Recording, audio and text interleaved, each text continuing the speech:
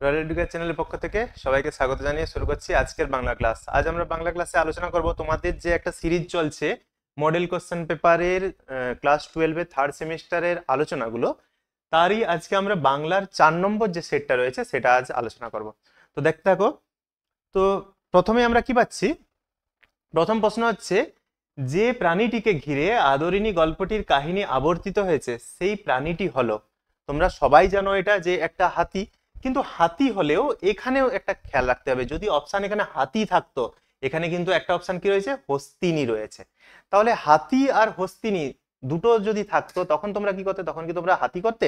কখনোই হাতি হবে না, কি হবে, হস্তিনী হবে। কেন?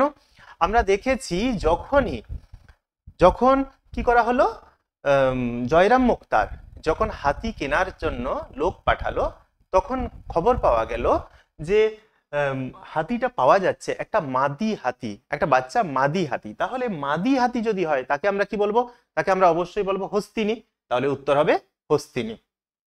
পরের প্রশ্ন কি রয়েছে, ইহার পর 2টি মাস মাত্র মুখোপাধ্যায় মহাশয় জীবিত ছিলেন, কারণ দেখো কি বলা হচ্ছে এখানে, যে ইহার পর মাত্র 2 মাস জীবিত ছিলেন জয়রাম মুক্তার। কিসের পর?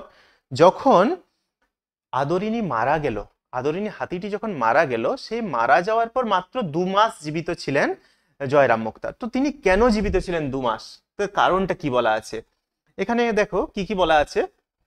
আদরিনীর মৃত্যুজনিত শোক তাকে ব্যথিত করেছিল। 2 নম্বর, পুত্রের নেশা ভাঙ করার যন্ত্রণা তাকে বিহ্বল করেছিল। মহারাজের কাছ থেকে হাতি না পাওয়ায় শোকে তিনি ভেঙে পড়েছিলেন। মুখোপাধ্যায় মহাশয়ের দুরারোগ্য ব্যাধি হয়েছিল। তোমরা কমেন্ট করে জানাও তো কোনটা উত্তর হবে, আমি একটু পরে এর উত্তরটা বলছি। 3 নম্বরটা বলে দিয়ে তোমরা ভিডিওটাকে পজ করে একটু কমেন্ট করে জানাও এটা কোন অপশনটা হবে। 3 নম্বর প্রশ্ন, 3 নম্বর প্রশ্ন কি, আদর যাও মা ড্যাশ দেখে এসো। কোন মেলা দেখে এসো? এখানে খেয়াল রাখতে হবে, আমরা দুটো মেলা পেয়েছিলাম তাই তো, কিন্তু এখানে কোন উত্তরটা হবে না, বামুনহাটের মেলা দেখে এসো। আচ্ছা, এর উত্তর কি পেলাম তাহলে আমরা? এর উত্তর আমরা কি পাচ্ছি, আদরিনীর মৃত্যুজনিত শোক তাকে ব্যথিত করেছিল, সে এতই শোকাতুর হয়ে পড়েছিল, শোকগ্রস্ত হয়ে তিনি 2 মাস পরেই মারা গিয়েছিলেন। 4 নম্বর প্রশ্ন কি, আদালত অবমাননার জন্য জয়রামবাবু জরিমানা হয়েছিল। জয়রামবাবু জরিমানা হয়েছিল এবং তিনি জরিমানা দিয়েছিলেন, এই দুটো খেয়াল রাখতে হবে। জয়রামবাবু জরিমানা হয়েছিল 5 টাকা, আর তিনি সেই 5 টাকা দেবেন না বলে 1700 টাকা তিনি জরিমানা দিয়েছিলেন। তাহলে উত্তর কি হবে, 5 টাকা। পরের প্রশ্ন 5 নম্বর কি আছে, বাক্যের সঠিক ক্রমটি হলো। বাক্যের সঠিক ক্রম অর্থাৎ আমি আগের ভিডিওতেও বলেছিলাম যে তোমাদেরকে প্রত্যেকটা টপিক কিন্তু ভালোভাবে পড়তে হবে, যাতে কোন কথাটা আগে রয়েছে কোন কথাটা পরে রয়েছে তোমরা যাতে দেখার সঙ্গে সঙ্গে বুঝতে পারো। দেখো এখানে কতগুলো কথা রয়েছে, আদরের অসুখ যন্ত্রণায় সে ছটপট করছে। 2 নম্বর আছে, সুতরাং কর্তা মহাশয়ের অবিলম্বে আসা আবশ্যক। 3 নম্বর রয়েছে, রাস্তার পার্শ্বে একটা আম বাগানে শুইয়া পড়িয়াছে। 4 নম্বর আছে, পত্রপাঠ করিয়া ব্রাহ্মণের মাথায় যেন বজ্রাঘাত হইল। তাহলে দেখা যাচ্ছে আমরা প্রথমে কি দেখতে পাচ্ছি না, প্রথমে দেখতে পাচ্ছি পত্রপাঠ করিয়া ব্রাহ্মণের মাথায় যেন বজ্রাঘাত হইল। একটা চিঠি পেয়েছে জয়রাম মুক্তার, চিঠিটা সেখানকারই একজন চাষা নিয়ে এসেছিল, সেই চিঠিটি পড়ে তার মাথায় যেন বজ্রাঘাত হলো। এটা তাহলে আমরা প্রথম পাচ্ছি। তাহলে আইভি, এটা হচ্ছে 4 নম্বরটা হচ্ছে প্রথম। কোথায় আছে অপশন, এখানে আমরা পেয়ে গেলাম, তাহলে এটাই ঠিক হবে। কিন্তু যাই হোক, তবুও একটু দেখে নেওয়া দরকার। কি দেখো, পত্রপাঠ করলো, তারপরে আমরা কি পাচ্ছি না, রাস্তার পাশে একটা আম বাগানে শুয়ে আছে। তাহলে চিঠিতে পড়লো, চিঠি পড়ে তিনি দেখতে পেলেন যে রাস্তার পাশে শুয়ে আছে। সুতরাং কর্তা মহাশয়ের আসা আবশ্যক, তাই কর্তা মহাশয়ের আসা আবশ্যক। আর সব শেষে রয়েছে আদরের অসুখ, সে যন্ত্রণায় ছটফট করছে। তাহলে এই লাইনগুলো তোমরা যদি আদরিনী গল্পের একেবারে শেষ যে পৃষ্ঠাটা রয়েছে সেই শেষ পৃষ্ঠায় পর পর কাছাকাছি কিন্তু এই কথাগুলো রয়েছে, পর পর কাছাকাছি রয়েছে। প্রথমে রয়েছে এই লাইন, তারপর এই লাইন, তারপর এই লাইন, তারপর এই লাইন। তাহলে অপশন কোনটা হবে, ঘ হবে অপশন। দেখো এখানে একটা কথা বলে রাখি, তোমাদের বইয়ের বাইরে কোনো প্রশ্ন থাকবে না, বইয়ের ভেতরেই থাকবে, বইগুলোকে খুঁটিয়ে খুঁটিয়ে পড়তে হবে, সে সাহিত্যের ইতিহাস হোক, ভাষার ইতিহাস হোক বা টেক্সট হোক, বইয়ের বাইরে থাকবে না। তারপর 6 নম্বর কি, 6 নম্বর প্রশ্ন রয়েছে, জয়রাম মুখোপাধ্যায়ের জয়রাম মুখোপাধ্যায় পেশায় একজন মোক্তার, এটাকে একটু ছোট করে নি, তাহলে সত্য মিথ্যা রয়েছে তো সুবিধা হবে।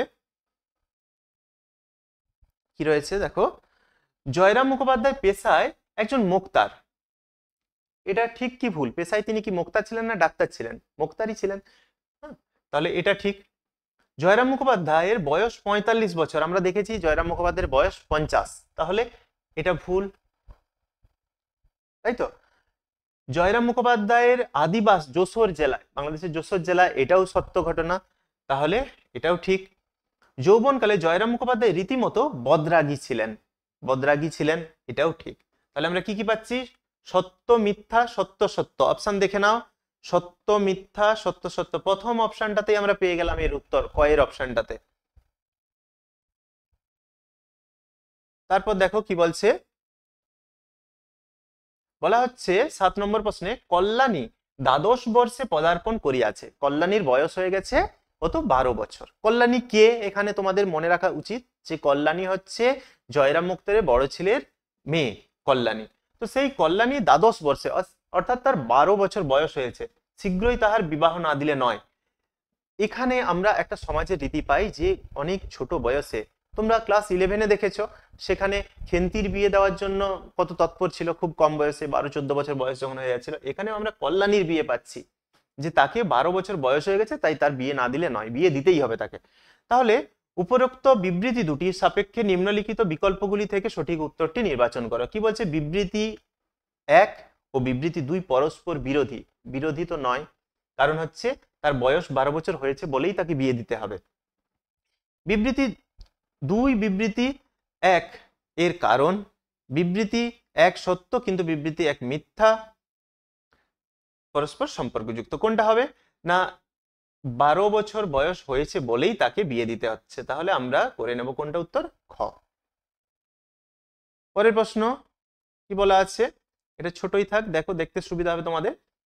পয়লা বৈশাখ সন্ধ্যাবেলা মসমস করে আদরিনী ঘরে ফিরিয়ে আসিল। পয়লা বৈশাখ আদরিনী ঘরে ফিরে এলো, কারণটা কি? কারণ এখানে বলা আছে উপযুক্ত মূল্য দেওয়ার খরিদ্দার জোটে নাই, উপযুক্ত মূল্য দেওয়ার খরিদ্দার জোটেনি। তাহলে এটাই তো তার সঠিক উত্তর, উপযুক্ত মূল্য দেওয়ার খরিদ্দার জোটেনি বলেই সে ঘরে ফিরে এলো। আবার কেউ কেউ তোমরা কি ভাবতে পারো যে সে বলেছিল আদরিনী যাও মা ঘরে, আদরিনী যাও মা ফিরে এসো, তো ফিরে আসো বলার কারণে, কিন্তু ওটা হচ্ছে লোকের ব্যাখ্যা, একটা কুসংস্কার, লোকের ব্যাখ্যা, কিন্তু আসল কারণ হচ্ছিল এই উপযুক্ত মূল্য দেওয়ার খরিদ্দার জোটেনি। তাহলে আমরা কি দেখতে পাবো এখানে? এ ও আর উভয় সঠিক, এর সঠিক ব্যাখ্যা ও অপশনটাই হবে ঠিক। আচ্ছা, পরেরটাতে চলে যাও, দেখো কি বলছে এখানে, আইনস্টাইনের ধর্ম। আমরা দেখেছি আইনস্টাইনের ধর্ম কি? আইনস্টাইনের ধর্ম হচ্ছে দিগন্ত পেরানো, তাহলে এটা হচ্ছে আই, দিগন্ত পেরানো আইনস্টাইনের ধর্ম। আব্দুল করিম খাঁর ধর্ম হচ্ছে কি? গান, তাহলে এটা 2 নম্বর হয়ে যাবে। কবিরের ধর্ম, কবিরের ধর্ম হচ্ছে সত্যের বয়ান, এটা 3 নম্বর হয়ে যাবে। আর গার্সিয়া লোরকার ধর্ম হচ্ছে কবিতার জিত, এটা 4 নম্বর হয়ে যাবে। তাহলে আমরা কি কি পাচ্ছি? 1 পাচ্ছি 2, আচ্ছা 1 পাচ্ছি ডি, সরি 1 পাচ্ছি সি, 1 সি, 1 সি আছে এইখানটাতে, আবার আছে এইখানটাতে, তাহলে দেখতে হবে আমাদের কোনটা হবে, দুটোই 1 সি আছে। আচ্ছা 2 নম্বর হচ্ছে ডি, 2 নম্বর হচ্ছে ডি, এখানেও ডি এখানেও ডি, দুটোই ডি আছে। 3 নম্বর হচ্ছে বি, 3 নম্বর এখানে বি এখানে এ, তাহলে এটা ভুল হয়ে যাবে, কোনটা ঠিক হবে? এটা ঠিক হবে। তাহলে আমাদের উত্তর কোনটা হবে? আমাদের উত্তর হবে ঘ। বোঝা গেল? আচ্ছা পরের প্রশ্ন চলে যাই,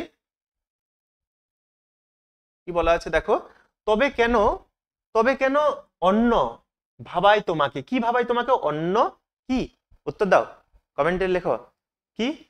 পথ, ধর্ম, কর্ম, জায়গা, কোনটা হবে? উত্তর হবে অন্য পথ ভাবাই তোমাকে। কবি কি বলছেন? কবি শ্রীজাত বলছেন যে তবে কেন অন্য পথ ভাবাই তোমাকে। শ্রীজাতের লেখা ধর্ম কবিতাটি, ধর্ম কবিতাটি কি ধরনের কবিতা? এটি একটি বলে রাখি তোমাদের সনেট ধর্মী কবিতা। সনেট আমরা কাকে বলবো? যার 14টি পংক্তি হবে, তার মধ্যে দুটো ভাগ থাকবে, 8 + 6, কখনো 6 + 8 হবে না, 8 + 6, তাহলে এটিও 14টি পংক্তির একটি কবিতা, তাই একে আমরা সনেট বলতে পারি। সানিত ইস্পাত খণ্ড অভঙ্গুর, যা সম্পর্কে কবি এরকম মন্তব্য, কার সম্পর্কে? সানিত ইস্পাত খণ্ড, কবি বলেছেন ভালোবাসাকে, মায়ের যে দুটি আশীর্বাদ ছিল, একটা বিশ্বাস একটি ভালোবাসা, তার মধ্যে ভালোবাসাকে কবি সানিত ইস্পাত খণ্ড বলছেন। তারপর দেখো কি বলা আছে, শুধু আশীর্বাদী দুটি সরঞ্জাম, আশীর্বাদী দুটি সরঞ্জাম আমি এক্ষুনি বললাম যে বিশ্বাস ও ভালোবাসা, তাহলে উত্তর হবে গ। আচ্ছা, এটা আমাদের দেখে নিতে হবে। বাক্যের সঠিক ক্রমটি, দুয়োরানী দিলেন সাজিয়ে, দিগ্বিজয়ে যেতে হবে, রক্তে আমি রাজপুত্র, শুধু আশীর্বাদী দুটি সরঞ্জাম। ওই জন্যই কবিতাগুলো মুখস্থ করতে হবে, হুবহু মুখস্থ না হোক, এমন ভাবে করতে হবে যেন একটা শব্দ বললে পরের অংশটুকু যেন বলতে পারো, একটা লাইন বললে পরের লাইনটা যেন বলতে পারো। এইভাবে আমাদের কিন্তু রেডি করতে হবে, তাহলেই ক্রমগুলো আমরা করতে পারবো।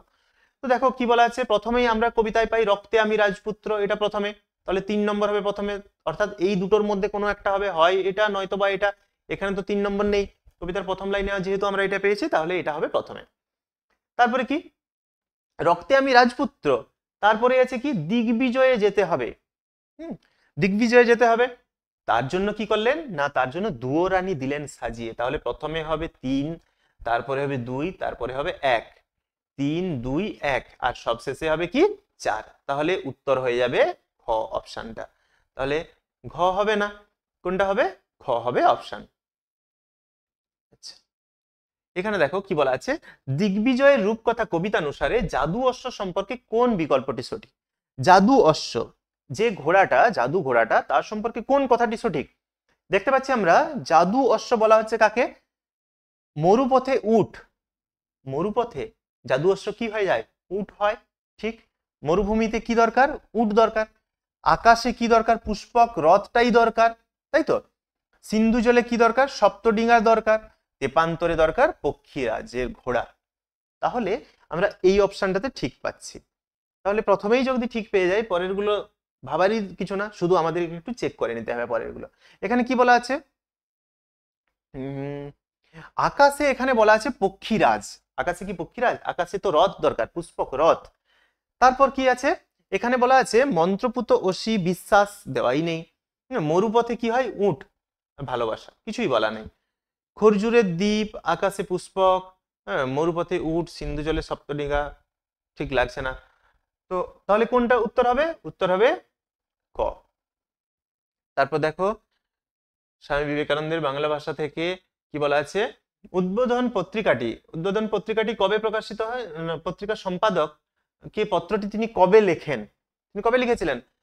খুব মনে রাখা সহজ, 1900 সাল, কোনো এক বা পুরোপুরি 1900 সাল, 1900 সালের 20 ফেব্রুয়ারি তিনি লিখেছিলেন। পরের প্রশ্ন আমরা পাচ্ছি, মহাভাষ্য এর রচয়িতা, মহাভাষ্যের রচয়িতাকে, মহাভাষ্যের রচয়িতাকে, রচয়িতা হচ্ছেন দেখতে পাবো আমরা আচার্য শঙ্কর, স্বামী বিবেকানন্দ, সবরস্বামী, পতঞ্জলি। আমরা পেয়ে যাব কাকে? না, পতঞ্জলিকে। তারপর কি বলা হচ্ছে, বাংলাদেশের স্থানে স্থানে রকমারি ভাষা প্রাবন্ধিকের মতে প্রাকৃতিক নিয়মে যেটি বলবান হচ্ছে এবং ছড়িয়ে পড়ছে সেটি নিতে হবে, অর্থাৎ কলকাতার ভাষা। আচ্ছা, কলকাতার যে উপভাষা প্রচলিত, কলকাতায় কোন উপভাষা প্রচলিত? ক্লাস 11-এ তোমরা পড়ে এসছো ভাষা উপভাষাতে। কলকাতায় কি?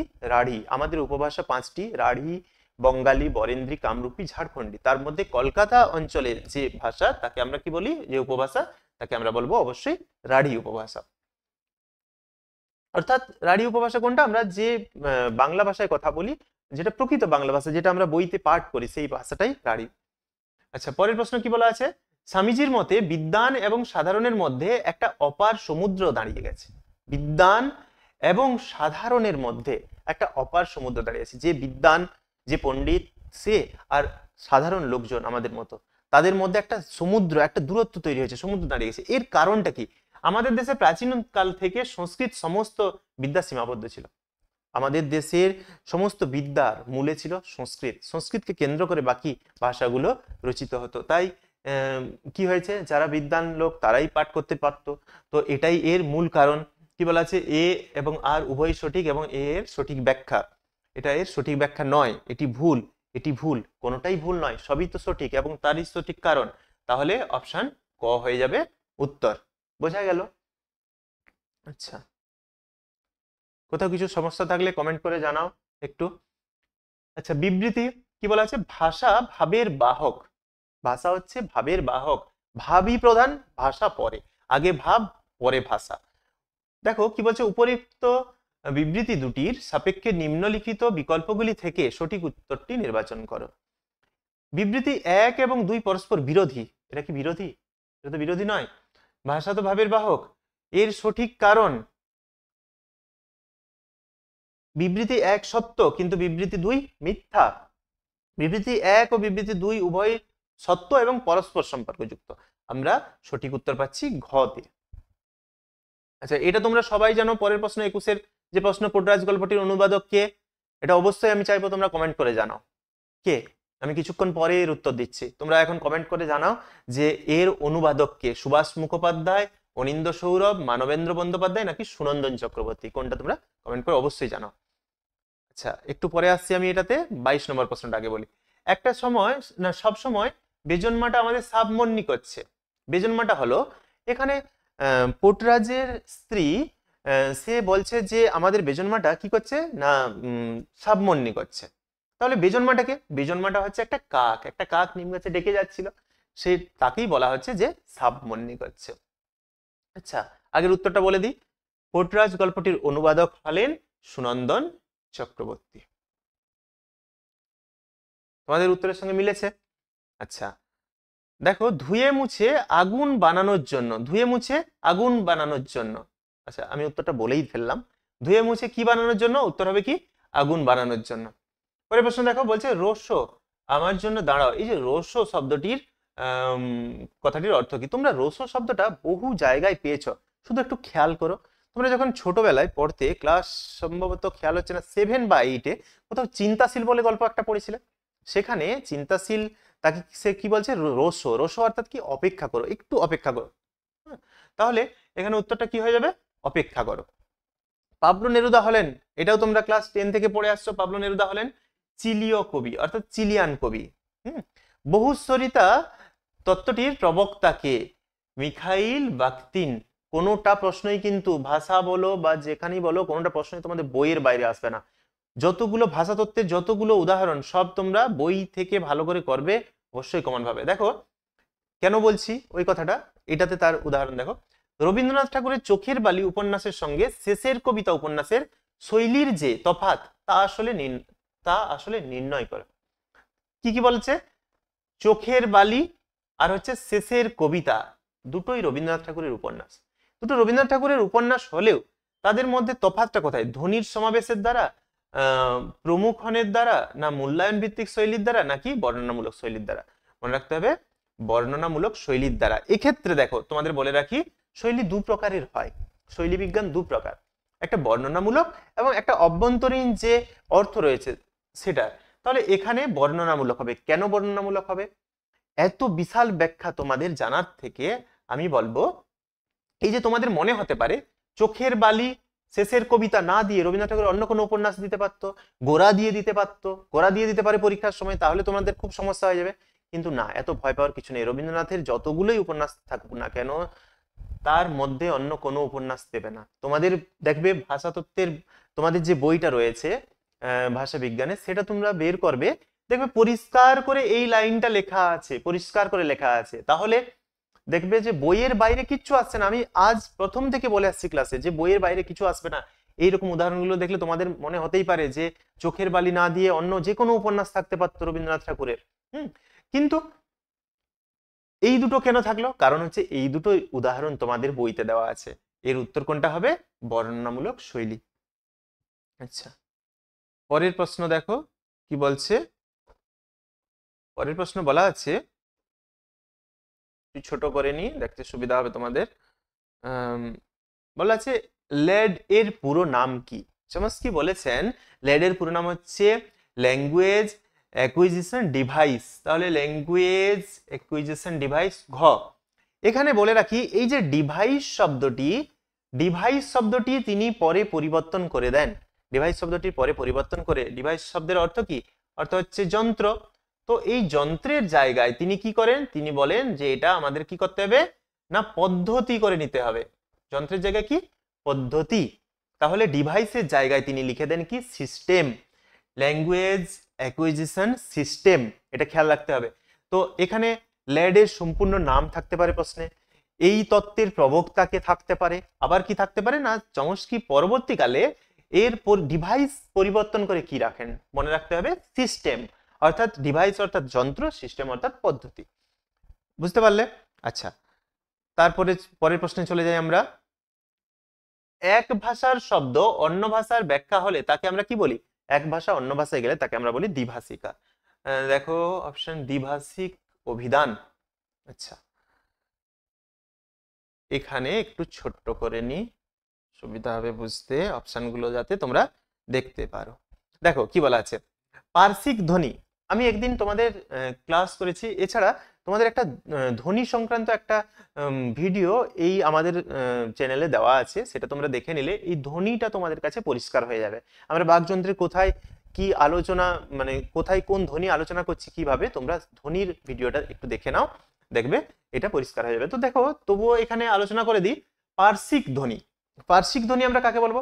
আমরা যদি ধরো ল বলি, ল উচ্চারণ করি, একটু ভালোভাবে বলো ল, দেখবে জিহ্বা আমাদের তালুতে লেগে যাচ্ছে, লাগার পর তার দুটো দিক, জিহ্বার দুটো দিক থেকে বাতাস বেরিয়ে যাচ্ছে ল, এই যে দুটো পার্শ্বের দিক থেকে বাতাস বেরিয়ে যাচ্ছে, তাই আমরা পার্শ্বিক ধ্বনি কাকে বলবো?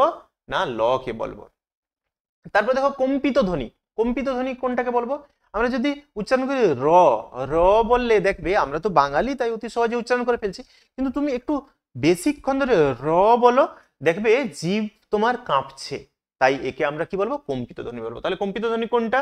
কম্পিত ধ্বনি অবশ্যই র হবে। আচ্ছা, তাড়িত ধ্বনি। তাড়িত ধ্বনি আমরা কাকে বলবো? যে ধ্বনি উচ্চারণ করতে গেলে জিহ্বা মূর্ধাকে, আমাদের জিহ্বা মূর্ধাকে কি হচ্ছে তাড়িত করে, ধাক্কা দেয়, তাকে কি বলা হয়? তাড়িত ব্যঞ্জন। যেমন ঢয়শূন্য ঢয়শূন্য, তাহলে এখানে একটা দেওয়া আছে, তাহলে এটা হয়ে যাবে। উষ্মধ্বনি। উষ্মধ্বনি শীষ ধ্বনি কোনগুলোকে বলবো আমরা? তালেবস্য, মূর্ধন্যস্য, দন্তস্য, এগুলোকে আমরা উষ্মধ্বনি বলবো। তাহলে এটা কোনটা হয়ে যাবে? এটা হয়ে যাবে বি অপশন। তাহলে এবার তোমরা নিজেরাই মেলাও, ঠিক আছে? এত দাগ কাটাকাটি করে দিয়েছি, তোমরা নিজেরা মেলাও। আচ্ছা না বলেই দিই, আই হবে কি? আই হবে সি, তাহলে আই সি এখানেও আছে এখানেও আছে, দুটো এখানে কি দিয়েছে? দু নম্বরটা কি হবে? এ, দু নম্বরটা হবে এ, তাহলে দু নম্বর এ এখানে আছে, তাহলে আমাদের অপশন কোনটা হবে? ক হবে অপশন। আচ্ছা, এটা তোমরা ছোটবেলা থেকেই জেনে এসেছো, বাংলায় মৌলিক স্বরধ্বনির সংখ্যা। মৌলিক স্বরধ্বনির সংখ্যা কতগুলো? ও, আ, হস্যই, হস্য, এ, ও, এ, কতগুলো হলো? গুনতি করলে না তো? আচ্ছা গুনতি করো, বলছি। ও, আ, হস্যই, হস্য, এ, ও, এ, কতগুলো? 7টি। উত্তর হবে 7। আচ্ছা, ধ্বনি পরিবর্তনের একটি বাহ্যিক কারণ হলো, ধ্বনি পরিবর্তনের দেখো ভালো করে খেয়াল করো কি বলা আছে, ধ্বনি পরিবর্তনের একটি বাহ্যিক কারণ, বাহ্যিক, অভ্যন্তরীণ নয়, বাহ্যিক কারণ কি বলা আছে? বাকযন্ত্রের ত্রুটি। আমরা যে উচ্চারণ করছি, অনেকেই উচ্চারণ করার সময় কি করি? ভুল উচ্চারণ করি। বাড়ি একটা শব্দ, গৃহ অর্থাৎ বাড়ি, বাড়ি না বলে আমরা কি বলি? বাড়ি। আবার বাড়ি না বলে কি বলবো? বাড়ি। তো এই যে বাকযন্ত্রের ত্রুটি, এটা বাহ্যিক কারণ, নাকি অনুকরণ করা, কোনো কিছুকে অনুসরণ করা, অনুকরণ।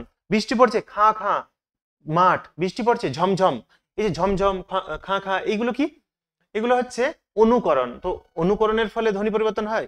ভৌগোলিক প্রভাব, আমরা ধ্বনি পরিবর্তনে পড়েছি ভৌগোলিক প্রভাব রয়েছে। ভাষা অঞ্চল ভেদে কি হয়? উপভাষা অঞ্চল ভেদে পরিবর্তন হয়। এক স্থানে যদি একরকম কথা থাকে, তো তার থেকে কিছু দূরে 10 কিলোমিটার 15 কিলোমিটার চলে গেলে সেই ভাষাটা, সেই শব্দটা বদলে যায়। এটা নাকি শ্রবণ যন্ত্রের ত্রুটি, আমার শোনার ভুল, কোনটা তাহলে? কোনটা এর বাহ্যিক কারণ? ধ্বনি পরিবর্তনের বাহ্যিক কারণ, বারবার বলছি বাহ্যিক শব্দটা খেয়াল রাখতে হবে, ধ্বনি পরিবর্তনের অভ্যন্তরীণ নয়। বাহ্যিক কারণ কোনটা? দেখো বাকযন্ত্র আমাদের অভ্যন্তরীণ, শ্রবণ যন্ত্র আমাদের অভ্যন্তরীণ, অনুকরণও আমাদের অভ্যন্তরীণ। কোনটা হবে তাহলে? ভৌগোলিক প্রভাব, এটা হচ্ছে বাহ্যিক। আচ্ছা, পরের প্রশ্ন, গবেষণা শব্দটির অর্থ ছিল, এই যে অর্থ ছিল, অর্থ অর্থাৎ কি? আমরা জানি যে ব্যুৎপত্তিগত অর্থ বা আদি অর্থ। আদি অর্থ কি ছিল? না গরু খোঁজা, গরু খোঁজা অর্থাৎ গো এসো না, গো অর্থাৎ গরু, এসো না অর্থাৎ খোঁজা। এই যে আদি অর্থ বা ব্যুৎপত্তি অর্থ যাই বলো না কেন, সেটা কি দাঁড়াচ্ছে? না গরু খোঁজা। কিন্তু পরিবর্তিত অর্থ কি হয়ে যায়? না কোনো বিষয়ে নিয়মানুগ বিশ্লেষণ। এই যে আমরা যেমন বলি এখন কি সে পিএইচডি করছে, কোনো একটা বিষয় নিয়ে সে গবেষণা করছে, চুলচেরা বিশ্লেষণ একেবারে চলছে, তাহলে সেই জিনিসটা নিয়ে সে বিশ্লেষণ করছে। এখন দাঁড়িয়েছে বিশ্লেষণ, আগে ছিল গরু খোঁজা। দুটো অর্থ কি এক? দুটো অর্থ এক নয়, সম্পূর্ণ আলাদা হয়ে গেল। এই সম্পূর্ণ আলাদা হয়ে গেলে তাকে আমরা কি বলবো? তাকে আমরা বলবো অর্থের রূপান্তর। তাকে আমরা বলবো রূপান্তর। তারপর দেখো কি আছে, ফোকো মডার্ন আসলে কি? ফোক শব্দটা থেকে আমরা জানি যে লোকগীতি, তাহলে কি? লোকগানের ধারা যেখানে নাগরিক রুচি মান্যতা পায়। আচ্ছা, সেকেন্ড অপশন খ। 37 নম্বর প্রশ্ন, মায়ের দেওয়া মোটা কাপড় মাথায় তুলে নে রে ভাই, দিন দুঃখিনী মা যে তোদের, এর বেশি আর সাধ্য নাই। এই যে গানটি, এই গানটি খুবই ইম্পর্টেন্ট গান। এই গানটাও তোমাদের বইতে রয়েছে। কার লেখা? না, পেয়ে যাচ্ছি আমরা রজনীকান্ত সেনের। বেঙ্গল কেমিক্যালস এর প্রতিষ্ঠাতা কে? না, বাংলার বিজ্ঞানে রয়েছে প্রফুল্লচন্দ্র রায়। 39 নম্বর প্রশ্নে কি আছে? না, ভারতীয় ফুটবলের ইতিহাসে চিরস্মরণীয় ব্যক্তিত্ব কে? না, ফুটবলের ইতিহাসে চিরস্মরণীয় ব্যক্তিত্ব হচ্ছেন নগেন্দ্র প্রসাদ সর্বাধিকারী। মিহির সেন আমরা জানি যে তিনি সাঁতারু একজন। পঙ্কজ রায়ও কে? পঙ্কজ রায়ও হচ্ছেন একজন ক্রিকেটার। দৈনিক, আচ্ছা দেখো কি বলা আছে প্রশ্নটা, একটি দৈনিকে এক মার্কিন মহিলার ইংলিশ চ্যানেল অতিক্রম করার খবর পড়ে তার নিজের জন্য ওই সম্মানের অধিকারী হওয়ার আকাঙ্ক্ষা জেগে ওঠে। ইংলিশ চ্যানেল পার হওয়া অর্থাৎ কি? সাঁতার কাটা। সেই সাঁতার কাটাতে একজন মহিলার খবর পড়লেন, তিনি খবর পড়ার পর নিজের মধ্যে জেগে উঠলো যে তিনিও সাঁতারু হবেন। বেশ কয়েকটি প্রয়াস ব্যর্থ হওয়ার পর 1958 সালের 27শে সেপ্টেম্বর প্রথম ভারতীয় হিসেবে সাঁতারে ইংলিশ চ্যানেল পার হলেন। এটা খেয়াল রাখতে হবে। এখানে প্রশ্ন রয়েছে কিন্তু এই সালটা তোমাদের খেয়াল রাখতে হবে। আর কি খেয়াল রাখতে হবে? না, ইংলিশ চ্যানেল পার হয়েছিলেন কোন বাঙালি বা কোন ভারতীয়? না, তিনি হলেন, একটু আগেই আমরা আলোচনা করলাম যে এই যে মিহির সেন, ইনি হচ্ছেন একজন সাঁতারু। তাহলে এখানে অপশন গ মিহির সেন। তো এই ছিল আজকের আলোচনা। এর মধ্যে তোমরা নিজেরা কতগুলো পেরেছো আমি বলার আগেই একটু কমেন্ট করে জানাও। আর ভিডিওটা ভালো লাগলে অবশ্যই ভিডিওটাকে লাইক দিয়ে চ্যানেলটাকে সাবস্ক্রাইব করে সঙ্গে থাকো। আমরা এইগুলো তো আলোচনা করছি, এরপরে তোমাদের টেস্ট পেপার বেরোবে, সেই টেস্ট পেপারেরও আলোচনা আমরা এই চ্যানেলে আমরা দেবো, সেটাও তোমরা পেয়ে যাবে। তাই চ্যানেলটার সঙ্গে জুড়ে থাকো। অসংখ্য ধন্যবাদ শেষ পর্যন্ত দেখার জন্য।